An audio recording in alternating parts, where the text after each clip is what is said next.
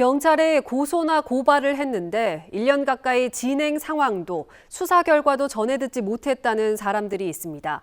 사건을 담당한 경찰은 큰 문제가 없다는 입장인데요. 관련 규정에 따라 담당 경찰이 인사상 불이익을 받을 수 있는 사안인데 규정을 모르는 시민들만 속을 태우고 있습니다. 황구선 기자입니다. 건설 현장에서 중장비를 모는 노동자들이 경찰서 앞에 모였습니다.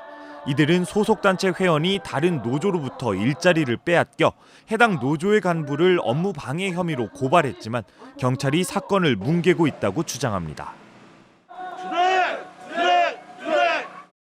고발장을 경찰서에 접수한 건 2021년 8월. 이후 아무런 연락이 없다가 2022년 3월 고발 7개월 만에 증거가 없어 불송치한다는 통보서만 받은 게 전부였습니다. 한 달에 한 번씩 수사 진행 상황을 고발인에 알려줘야 하지만 그렇게 하지 않은 겁니다.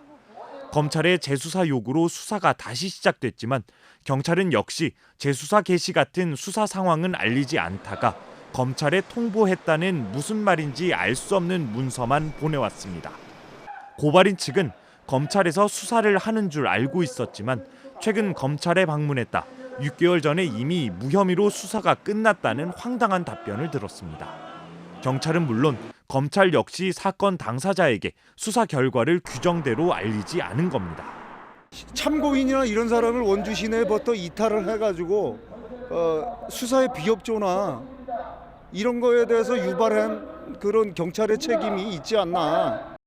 경찰은 최초 조사한 날로부터 2달 뒤 불송치 결정에 문제가 없고 통지서에 수사 결과가 없는 것도 규정상 하자가 없다고 주장하고 있습니다.